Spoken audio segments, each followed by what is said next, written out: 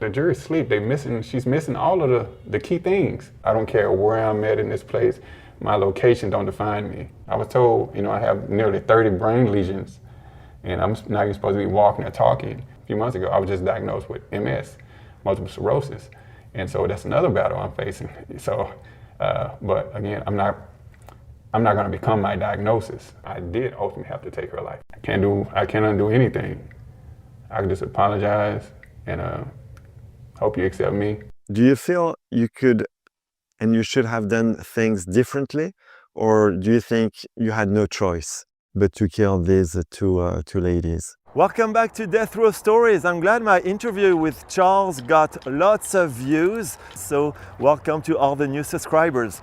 Today I'm taking you back on Texas Death Row to meet another inmate, Tyrone Jamal Williams. As always, I want to start by having a word for the victim's family, and in particular for Tyrone's daughters, who might one day listen to this interview. Tyrone is on death row today for the killings of their mother and grandmother, Nicole and Vicky Gonzalez. Once again, this interview is not meant to make excuses for this 39-year-old man.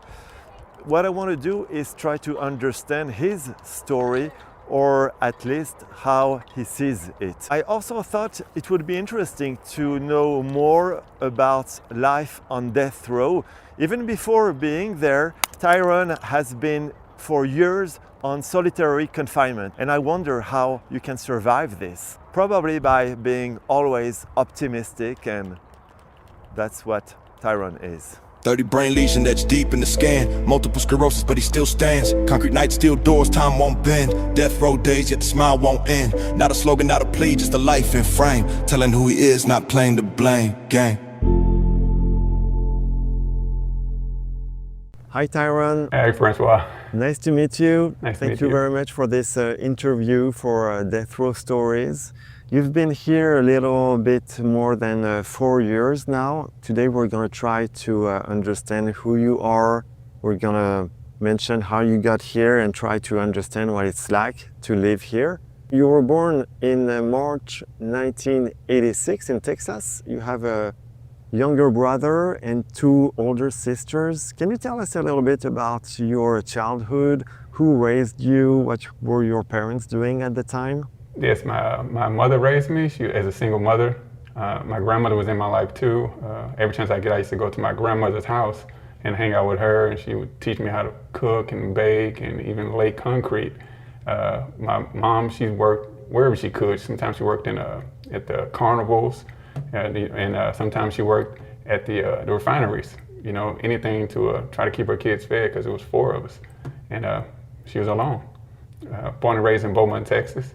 And pretty much poverty, of course, as a kid, I didn't know, I was poor and things like that until I started to visit with other friends' families. And I said, okay, they have a mom and a dad, and they have a different relationship with their kids, and they're loving.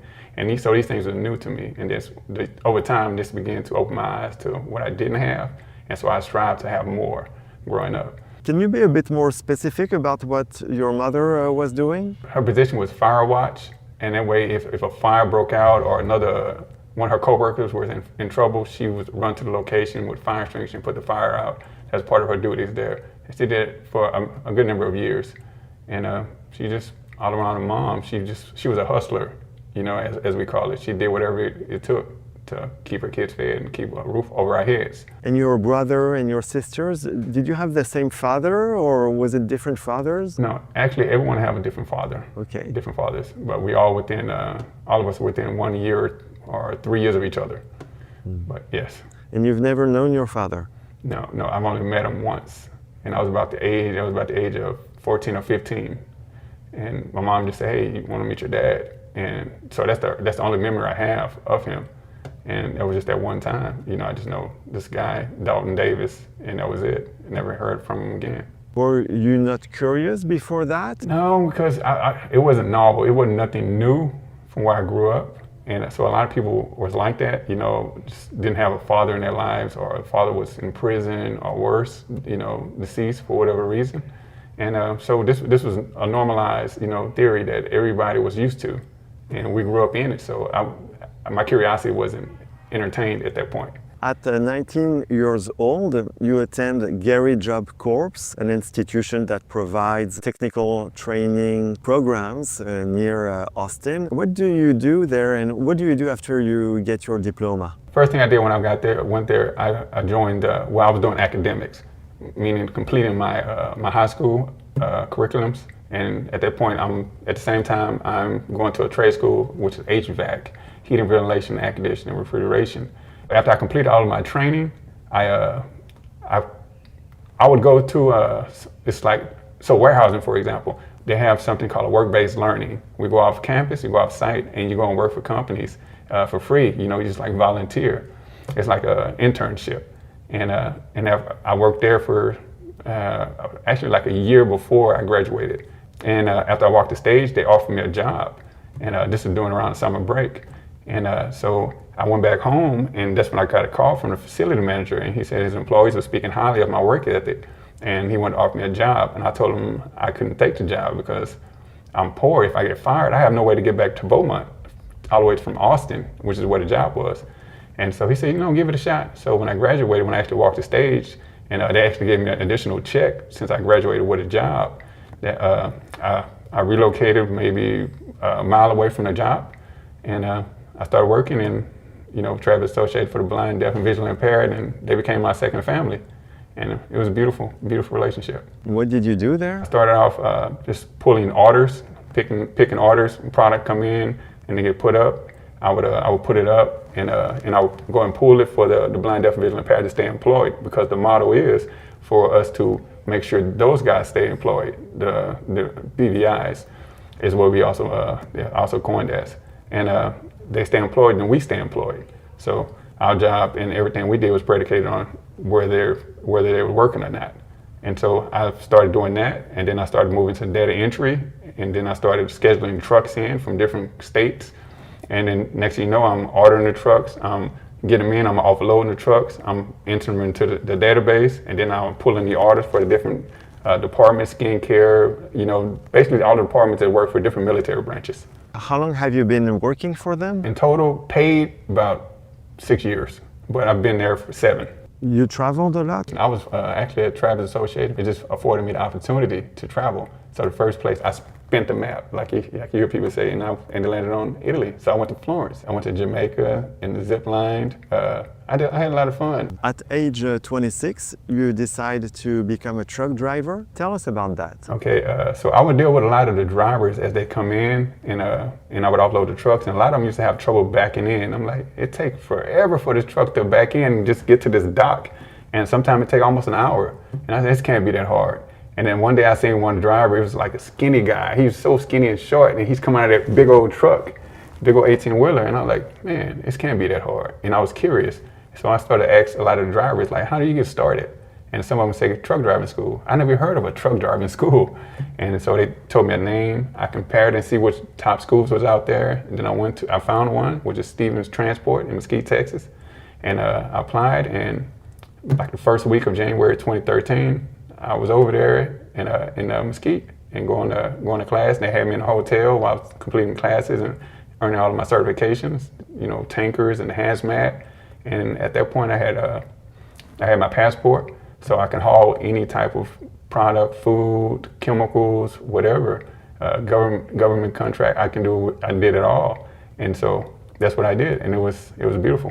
So where did you drive abroad? Yes, I drove all over the country. I drove to pretty much every state except about 5 or 6 states in the United States, and then I took one load to Ontario, Canada, and I drove everywhere. When did you start your relationship with Nicole Gonzalez? I started my relationship with Nicole maybe the summer of 2013.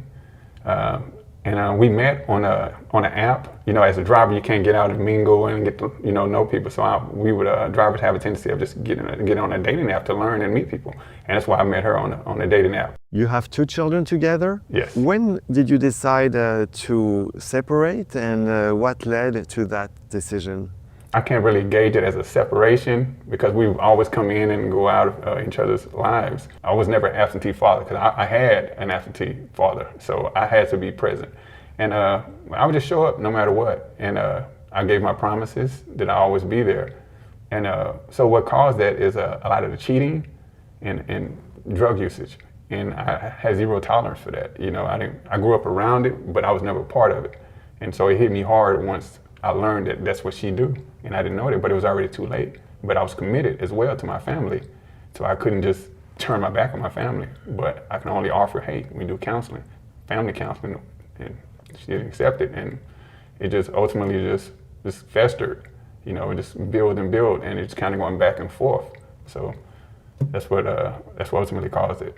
What type of drugs was it? Marijuana, alcohol. Yourself, you were never into drugs? Never. I grew up in sports, you know, from track and football, basketball, boxing. So it was always a big deal to stay away from these things, and that's part of my the anthem. I mean, not the anthem, the motivation, and the thing my coaches always put out there. You know, this is what this program is about. You know, Beaumont Police Activity League is the name of the boxing club. They call it Beaumont Pal Boxing Club, and it's to keep, you know, kids from out of trouble. And I was one of those kids, and I've clung to that. You know, I stuck to that motto: stay out of trouble, don't do drugs. And everything you learn in the gym, in the ring, you don't go out and fight in the communities or anything like that. Everything you learn, you keep it here. So I learned discipline. You know, I learned a lot of respect. I learned camaraderie. So all these things I learned, you know, very early on. So I applied it to my family and everything I learned, everything I do in life, even here. Unfortunately, things will take a horrible turn. Yes. You were sentenced to death in 2021 for the killing of Nicole Gonzalez and her mother, Yes. Vicky Gonzalez. It was in Commerce, near Dallas. Those killings took place in June 2016. Yes. Your daughters were about 1 year old and 1 month old, Yes. and they were in that house Yes. when it happened. We agreed not to talk about those events today because your case is still ongoing and you have an appeal. And of course, the victim's family is not here today, the state is not here, and I'm not a judge. May I ask, though, since that day, have you stayed in touch with your daughters? I haven't been able to. I believe about 2018, I was already knowing the way everything was going with my case in trial that I was going to lose my parental rights anyway. And so I spoke to I had separate attorneys. I had one for the capital murder case, and I had one for my a CPS case. And so they did not want me to go to trial for my CPS case before I went to trial for this one, because it would complicate things legally. And so I asked my attorney at the time, the late Jack Parrish, okay, I said, I have an idea. They're going to take my rights anyway. And because I see, you know, with the county I'm in and, you know, the race disparities there, I say, I'll sign my rights away, but in exchange for photos twice a year and a yearly report, something that's going on with my baby girls.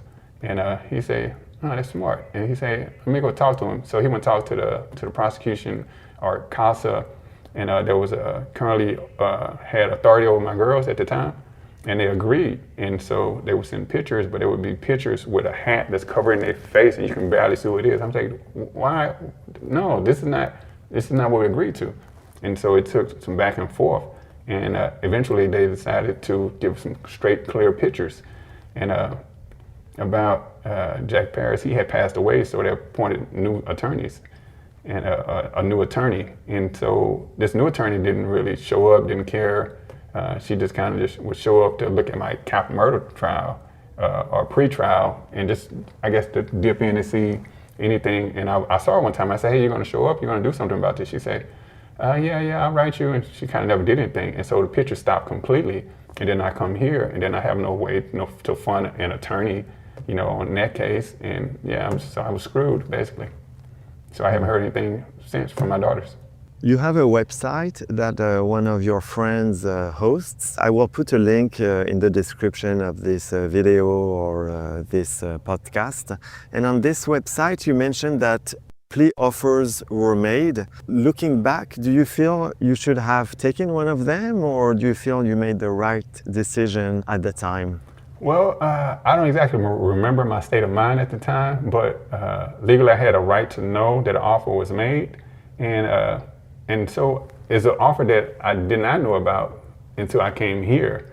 But the first offer, I remember, and I said no, because I knew everything that was going wrong with the case. And it was offering me things. I was barely locked up 6 to 8 months, and he was already offering me something. I said, no, if you think I'm in the wrong and the law don't agree with me, we go to trial and we find out. And so I kept refusing, and they offered me the same thing, and they offered me life without parole, never going home. I said, no, that's insane. And, why would I plead to something if I know I'm in the right for protecting my girls? That doesn't make any sense. And then so they come with an offer. My attorney offered me something. Stephen Myers, he asked that, will you take life with 50 years? Life plus 50 years. I said, no, I'll never go home. I'll never be able to hug my girls, no.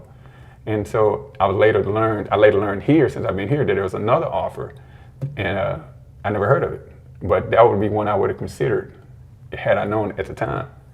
But so looking back, no, I would say in hindsight, I would still stick with my original decision. I would come here because I felt I had a better chance at getting back to my girls with another set of attorneys. What you just say is, I was in my right? That's yes. You want to say something about that? Because, we decided not to talk about what happened, but maybe you want to, as you mentioned it yourself, you want to say why you think you were in your right? Yes. Well, there's a Texas law, penal code in Texas, and I believe it's 9.32, 9.33, and 9.34, and some letters behind it that says that because I had access to my in-laws, okay, my in-law, Ms. Vicky, and Nicole's house. Nicole gave me a key, so I have the right. They gave me access. And so the law says that if I'm present and something's happening, no matter how it came to be, if something happened, I have the right to protect anybody, especially my girls. And so the state agreed. The state made it to one point and said, in my trial, he said, Judge, I don't think we can still seek a conviction. And my defense attorney says, yes, you can. So that's kind of part of the reason I'm here. And a lot of them despise the fact that I want to exercise my right to testify. I testified. I was on the stand for 2 days. And my attorney told me my other attorney, Dennis David, told me I did really good. And it doesn't matter if someone says, if my other attorney is saying no, if he's pushing to get me convicted, because we never got along, there was always some tension, because the first time I met him, he asked me to take a plea deal. I say, what do you know about my case? He said, only thing I know is what I read in the media. I say, in the media? That's partial. You know that's wrong. You know that's inconsistent with anything. He didn't care. He's the one to get me out of the way and get his check and just move to the next guy. Conveyor belt justice. So that's part of the reasons that I'm still fighting. And he's actually a certified appellate attorney. He actually can represent guys here on death row. So he knew what he was doing. He knew all of the boxes to check as he was sabotaging my case, because he's been doing this for a long time. But what can I do? I'm just a client that don't know anything about the law at that time. So I made it my business to start studying the law, so I don't have to depend on someone that's having these arbitrary thoughts and intentions. Because race always plays a factor in Texas. Race always plays a factor in Texas. But there'll be more updates. There'll be more updates on the site at the bottom of the link. You say, I did those killings because I was protecting my girls, basically. No, I ultimately took Nicole's life. It's a death I'm acknowledging, okay? And at that time, I had no choice. I'm not gonna sit back and say, okay, would she stab her? Would she do this to my kid? I've known Nicole long enough. And I know her rage, her blind rage. And so if she set on something, she's gonna do it. If she feel like she was caught in a light, the spotlight in that moment, she's gonna do whatever she have to do that she feel.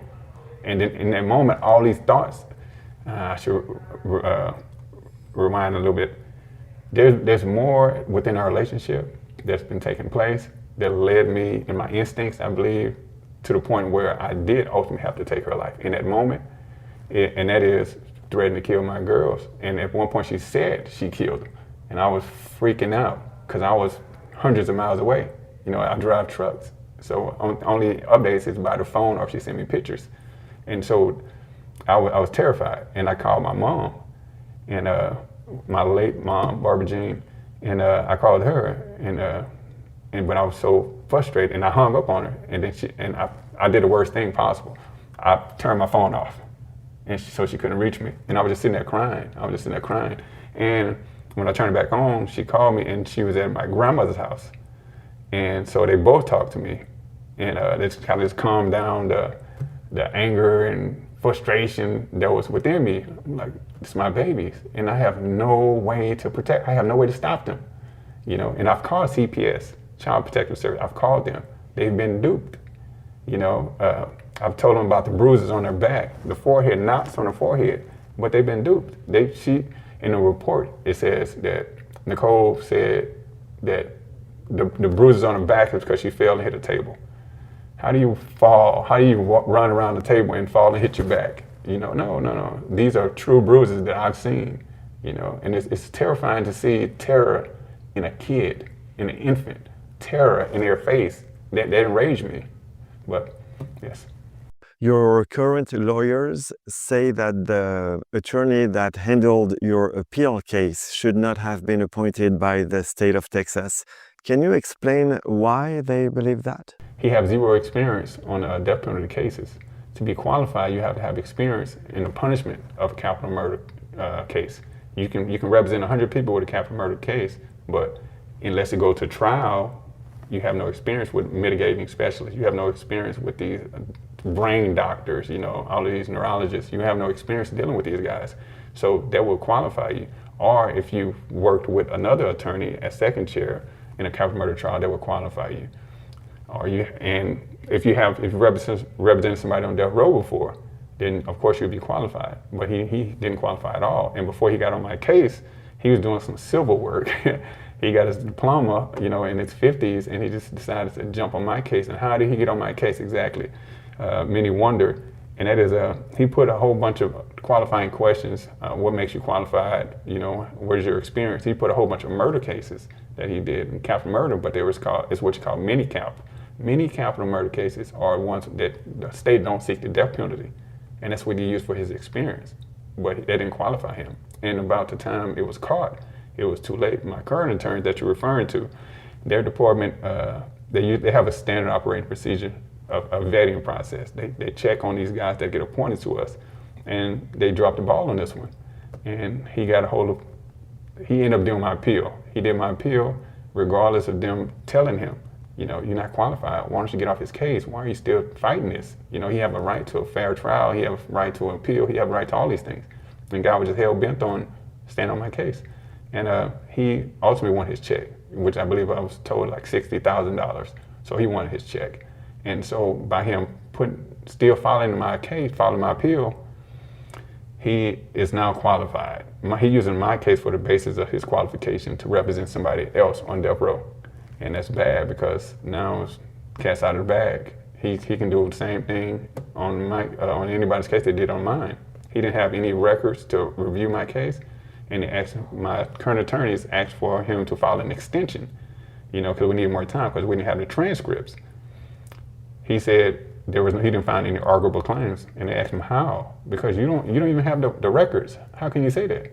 And so that's what made them check him out, and that's when they realized they did their homework and they said, okay, he's not even experienced enough to represent anybody on death row. He never did a death penalty trial. He has zero experience. And then later the presiding judge said, yes, no, he's been removed off the appointment list, and he should have never been on Mr. Williams' case at all. And so now we're just a back and forth trying to get the courts to remove everything he found and start back over. So that's the fight right now.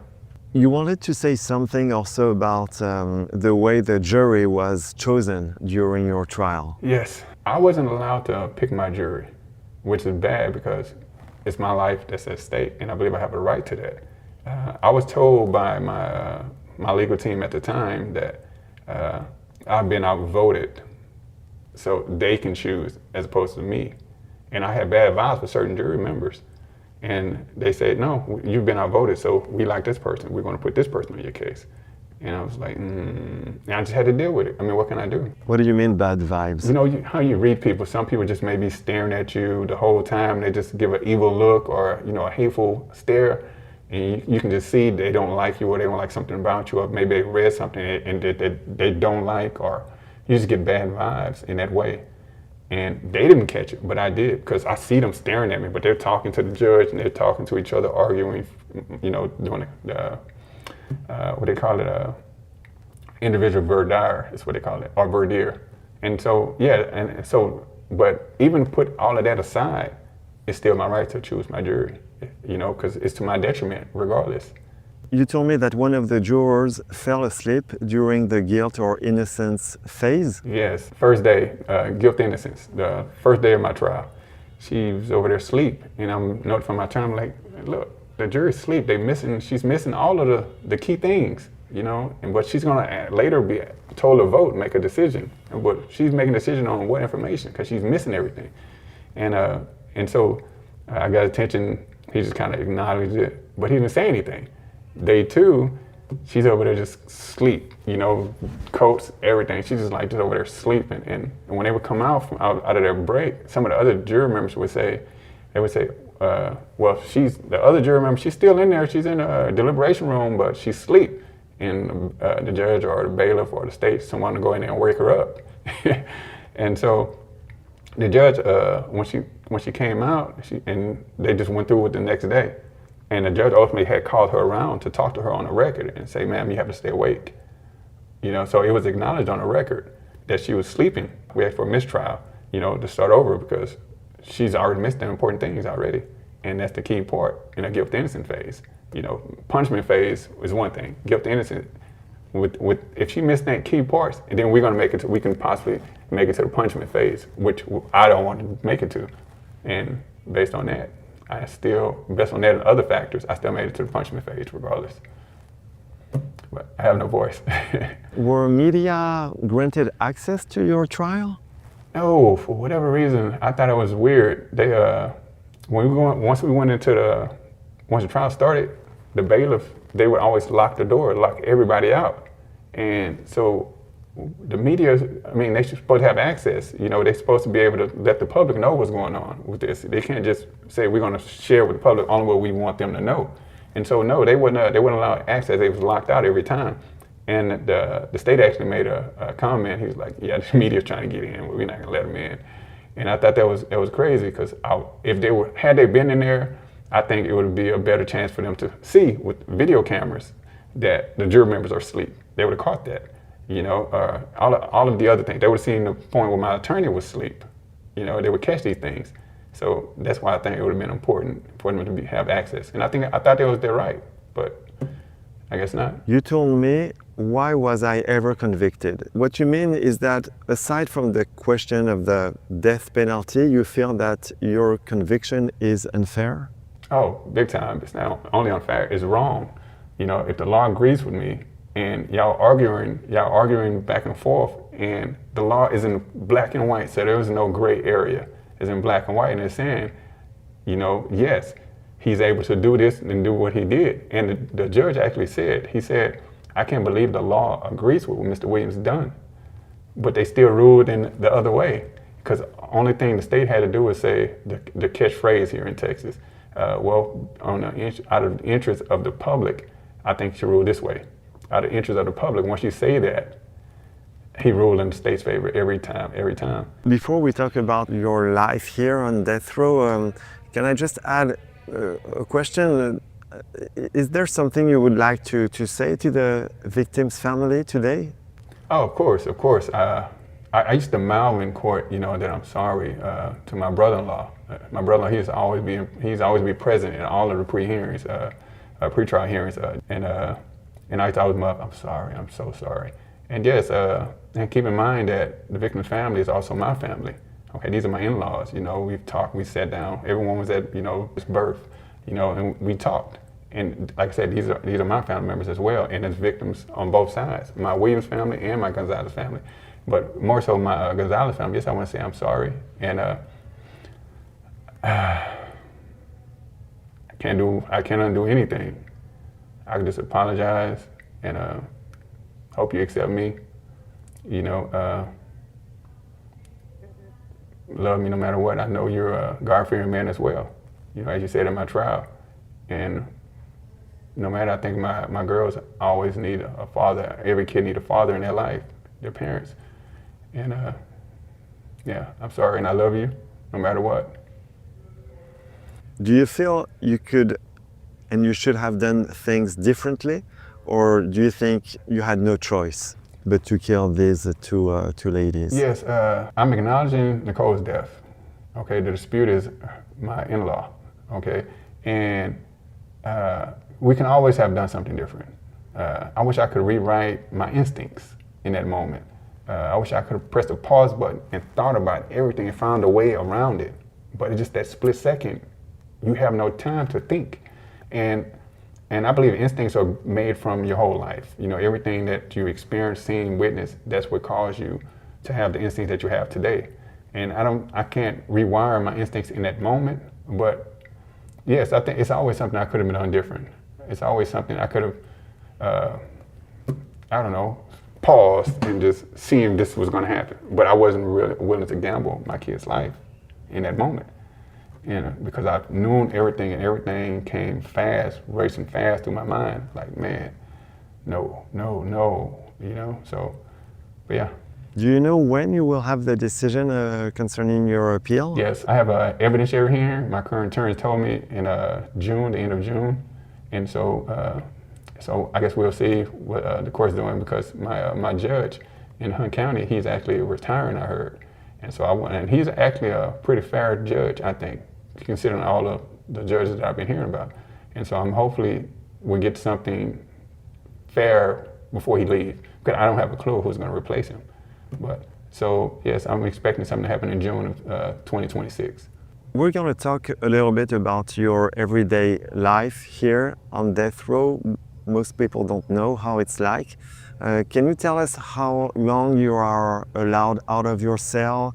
What do you do during the day? Yes. So as of about a year and a half ago, I was selected to be a part of a group recreation work program. And with this program, now what I'm able to do is be out. Well, it originally started at 6 hours a day. I come out and to go to the day room, which is an indoor rec yard, and or outside. And now they have TVs up. We can watch TV. We can play chess, you know, play dominoes, play little board games. We can actually be around and hug each other. And you know, we just walk around with no handcuffs. The whole section, when we come out of our cell, we don't wear handcuffs over there at all. That's the difference between us and the whole rest of the death row. And so we're able to hang out, just sit, exchange books and read books and just try to make the best of it, because it's bad. There's a lot of tension here, you know, and it's not brought on by us, you know, inmates. And we just have to build each other up, because a lot of guys are going through it medically wise and psychologically, because it took a while for me to get used to people walking around me, because I've been I've been in solitary confinement for almost 9 years now. Well, 9 years now. And so it was something I had to shake that concern of guys walking behind me, you know, that paranoia. And a lot of guys still going through that right now. Most of the guys here are still in the same predicament. They have to be by themselves, wake up, whatever they're going through by themselves. And they're human beings. We're all human beings, so we need more, you know, but it's no longer 6 hours a day anymore. They cut it back to 2 hours. Cut it back to 4 hours. They cut 2 hours off of it. And so when we start seeing them cut things back, we started getting like, oh man, it's so many changes. They're starting to take away everything they gave us. So the incentive is leaving. And so we just try to stay encouraged. You know, now they've granted us tablets. We have tablets so we can watch movies. Some guys can play games, phone calls. So that's a big blessing that we all appreciate. And we just, we building on that. You know, we inspire each other. We inspire some officers. You know, they inspire us, and we just have all around. We just try to build on all these things, raise each other up. No matter what you're wearing white or you're wearing gray like the officers. No matter what, we try to build each other up. And of course, you have some that come through and frustrate. Some staff members that come through with a bad day. Some just have those little bad apples. They just always come through and just frustrate everybody. And we just, hey, just be patient. It's only today. this person's gonna be gone tomorrow. You know, they're not gonna be working over here. It's a good chance. And so we try to build each other up, you know, stay active, work out, maintain our health, because we know it's a long road ahead. You're out of your cell 4 hours a day in that group, and the rest of the time you're always in your cell, right? Locked in your cell. Oh, well, we call it what it is, kind of like this, a cage. We locked in our cage. And, but yeah, so 95% of the guys here stay locked in their cage, and their psyche is falling apart.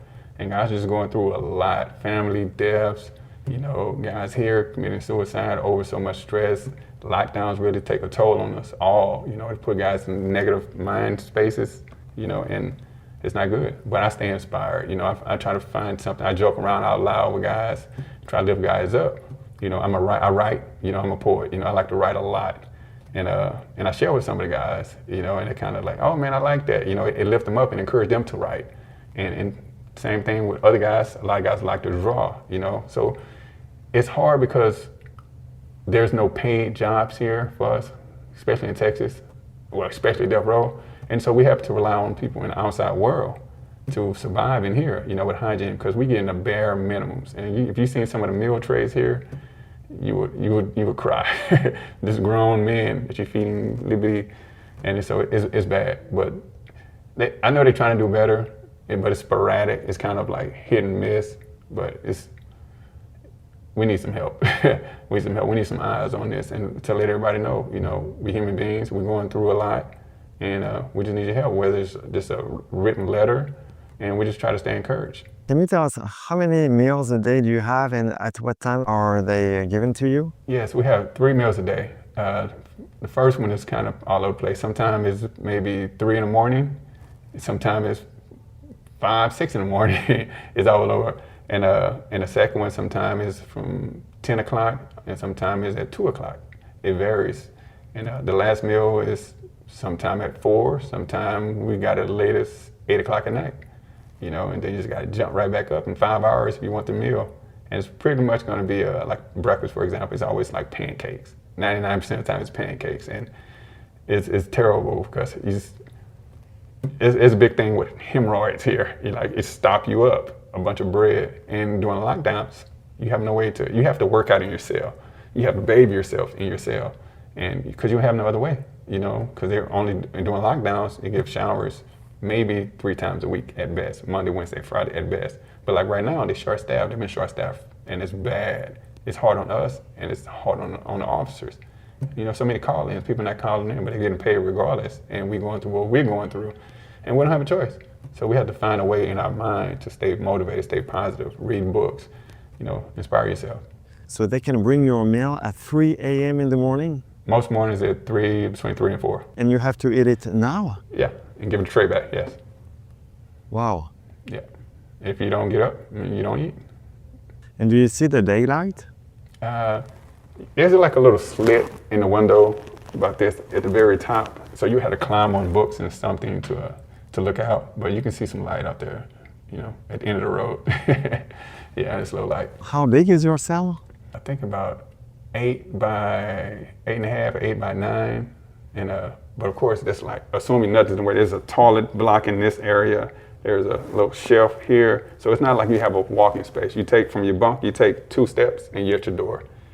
You take 1 step, you're at your wall. 1 step, you're at your wall. So my arm span pretty much is the width, you know, and my arm span this way is the length. Well, arm space and a half is the length. So no more than 2 steps in either direction. When you arrived here, was it very different from the prisons or jail you were before? Oh, yes, the county jail, I had to learn the language too. I never been in jail or prison before either. So I had to learn the language and the difference between a jail and a prison. I thought they were all the same thing, but it's totally different. County jail is totally different. But I was locked down the same way when I was only because of my charge. Well, so I thought. It's also my race, because the guys in a different race, they were allowed to go to general population. I was only forced to be in solitary confinement, which is like a closet. It's even smaller than a cell here. And so and there's a little window where they open up, the officer will open up to check in on you, and they close it back. And then they just walk off. Some officers don't even look in on you, they just come by and slam the window and just keep walking. It's frustrating. But it's pretty much, it's not too far from, you know, each other, food-wise as well. So we have to rely on commissary. Because if you don't have commissary, you're gonna shrink. I went in and weighing 230 pounds, and I've made all the way down to 165 pounds. So like 80 pounds. How long were you on solitary confinement? I'm still on solitary confinement right now. So 9.5 years now. Yep, 9.5 years. From day one all the way till now. And only difference is I get to come out now for 4 hours sometime. You know, we just had recreation today, but aside from that, we haven't had we had showers Monday. Before that, we haven't had showers in 4 or 5 days. You know, and they feed us out of a brown paper bag, you know, a peanut butter jelly sandwich and maybe a fish sandwich or something, and that's it for lunch. And then you have to survive off that for the next 6 hours or whatever. It's crazy, but what can you do? Lose weight, pray about it. Yeah. Your mother passed away in 2022. Your stepdad passed away a few months ago. He was 72. Your grandmother passed away also in April 2025. Were you still in touch with these people? My stepdad, yes, he would write me letters, and he would write me letters. My grandmother, no, I would just check in on her. You know, of age, she really couldn't communicate. You know, like write letters or anything like that. But she did used to offer us, like, hey, can I send you some food? I said, no, grandma, they won't let you send food over here. And my mother, I talked to her, and she ultimately passed from cervical cancer. But I would talk to her on the phone, but she wasn't able to come here and visit because still, like, financially, she wasn't allowed to. And my stepdad hadn't visited, but like I said, he's writing me letters and keep in touch, and I would talk to him on the phone. So everyone was good. And actually, I was trying to get a hold of my stepdad for months, and then I later learned that 4 months previous, he had passed away, and I didn't know it. Are you still in touch with other people from your family, yes, or no? Yes. And I'm adding more of my family members on my visitation list, which they're on death row. We only allowed to have 10 people on our visit list, as opposed to population. They allow 20.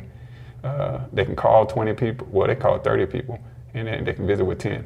And so I'm making changes on mine so I can visit. I have to take some people off to add other people because it's hard with 10 people, it's hard to juggle that. Do you see your brother and your sisters sometimes? No, they busy life. They live far away in the Dallas area, and my sister, she actually in Beaumont, and I'm actually having my youngest older sister. I just communicated with her, and she's gonna come visit me. I'm putting her on my list this week, and her and my 2 nephews are gonna come visit me too. So once I get it finalized here, so I have more family visits. But these are going to be the first. June is the first family visit I had in 9 years. How has your relationship with your siblings been in the past years?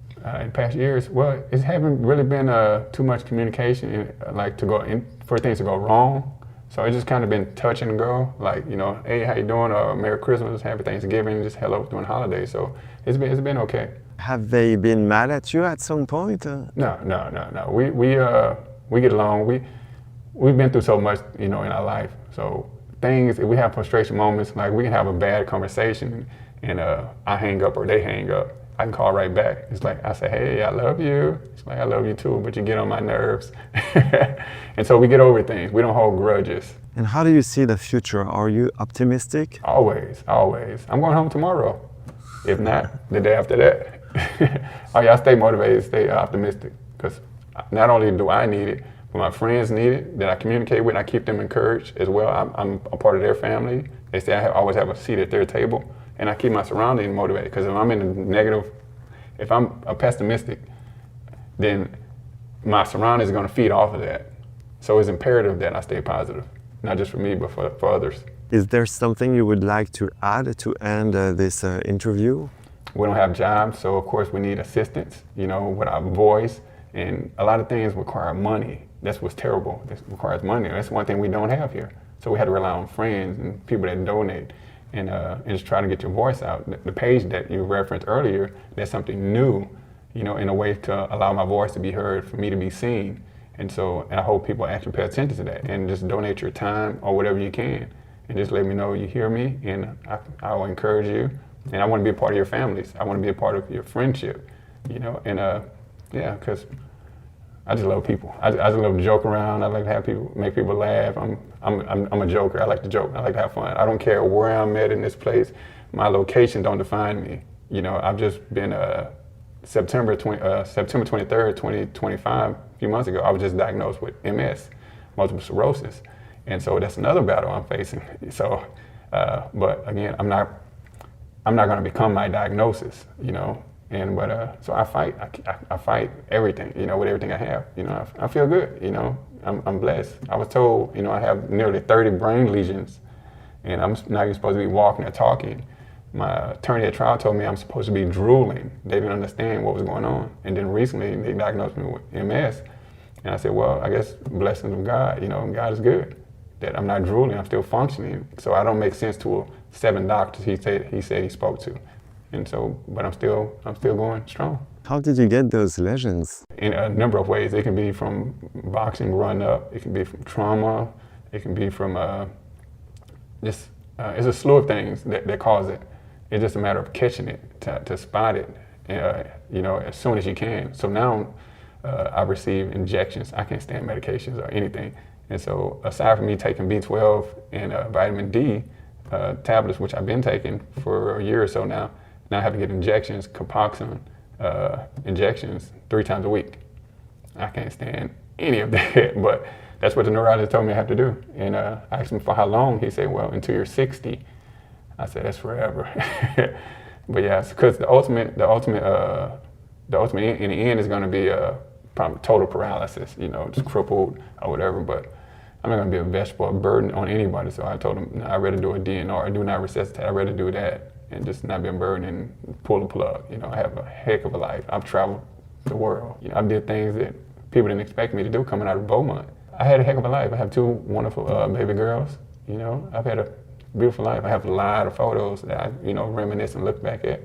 And so I'm content with life, you know. I'm not mad because I'm here. It's just the fight continues. It's just in a different way. MS, it's another fight. I'm not mad. It's just another thing you just adapt. That's what I learned growing up with my mom. You know, we adapt. We just keep moving. You know, we remember things, but we don't dwell on them because they eat you alive. So I just keep fighting no matter what and loving everybody. Are you looking for people to write to, pen pals? Oh, always. Just, my goal is to replace all the holes that previous friends left with new friends. You know, and I just like to learn people, make people happy, because I can make anybody laugh. You know, I make people laugh without permission. And so to write people, have people, and just people just hear my voice, you know, echo my voice, because it's hard to get it through all this steel and concrete. It's hard to get it out. Any assistance. Of course, financial is going to be one of them, because we can't pay for these things here. So help with hygiene, you know, shoes, you know, being able to wash my laundry, because this place, you get a jumper, boxers, and some Crocs, some shoes. That's it. You don't get anything. You don't get T-shirts. You don't get anything else. And we're stuck. And so all these other things you see us wearing, shirts or whatever, someone donated something to us. And that's how we have to survive. So we have to ask whether we say it in the right way or a way that's pleasing to the person that's donating is one thing. Some people are not able to articulate in a way you would understand and not sound like they're begging. Because me, for example, I have too much pride. I can't ask for anything. So when people offer, I'm like, well, this is the situation. Me, I'm brutally honest. I'm going to tell you the truth no matter what. And that's what makes all my friends love me and gravitate toward me, because I'm always honest. And when they tell me I always have a seat at the table and they trust me completely, that makes me light up inside, you know, so. What do you miss the most from the outside world? What I miss most, freedom, opportunity, freedom of choice, being able to schedule, just go out and go to the park and go fishing with my girls, just being around family, being able to check on my family and call them and see how they're doing. And I just show up out of the blue, just pop up, and they're like, "Hey, Ronnie," you know, they you know, just love on them, you know, is the term, love on them, and just see how they're doing and check on my family and friends and just socialize. I've never been into big crowds, just small groups, but just hang out and, you know, travel. And I was planning to take my mom on a cruise, but I already started a family, so it was harder to jump on a cruise at that point. But she was like, I got my passport, let's go. I'm like, Mama, it's too late. But yeah, so I had just Going out, Chinese food. Love Chinese food. And I just love traveling. You know, I love traveling. You know, what's crazy is I love to travel in cars. I mean, I love to travel more in a truck than a car. My 18-wheeler than a car. That's what's weird. I don't like driving in cars anymore. But I love traveling. I love flying. You know, grabbing some flyer miles. But yeah, so I miss a lot. I miss a lot. Freedom of options. I miss people. I miss being able to hug and just walk by random people and, you know, smell of different foods. And I love the smell of fresh cut grass. I love the smell of fresh cut grass, especially the grass I cut. You know, I can smell the fruit of my labor, you know. But yeah, I love making my aunts smile. Yeah. Thank you very much, Tyron, for your trust. Thank you for sharing your story. Thank you for having me. Thank you for coming by. Thank you for being willing to echo my voice, let people know what's going on, and share my story. And yeah, because hopefully my daughters, Maya and Natalie, will one day find this podcast and they come find me. Thank you. You want to write to Tyron? Let me explain to you how to contact any Texas inmate on death row. It's pretty simple. Type Sclerosis Technologies into your search engine, then click on Sign In, Sign Up and create an account. You're going to enter your information, pretty simple. Once you're on your account, open e-messaging and go to Contacts, then click Add Contact. You just need a first and last name in the state. Select Texas Department of Criminal Justice in Agency. Men on death row are at the Polensky unit. For women, choose Mountain View unit, even though the name has changed. Then add the contact. Next, still on e-messaging, you'll need to purchase stamps. You have to select a contact, but you can use the stamps for anyone. Once you've bought your stamps, open e-messaging again and click on Compose. Select your contact and you'll find the one you just added.